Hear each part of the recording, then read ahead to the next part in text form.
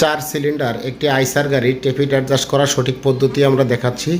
1 নম্বর আমরা কিন্তু অ্যাডজাস্ট করতেছি। 1 নম্বর অ্যাডজাস্ট করার সময় আমাদের 4 নম্বর রকার আর্ম দুটা জ্যাম থাকবে, তার মানে ড্যান্সিং পজিশনে থাকবে। তো 1 নম্বর আমাদের কমপ্লিট। 1 নম্বর করার পর আমরা দেখেন 3 নম্বর করতেছি। 3 নম্বর করার সময় কিন্তু 2 নম্বর যে রকার আর্মগুলো আছে পুরুষর দুইটাই জ্যাম থাকবে, তার মানে ড্যান্সিং পজিশনে থাকবে।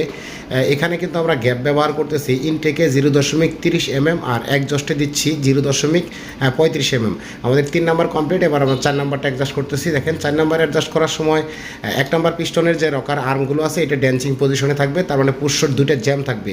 এখানেও কিন্তু আমরা সেম গ্যাপ দিয়ে দিব, ইনটেকে দিব 0.30 mm আর একজস্টে দিব 0.35 mm।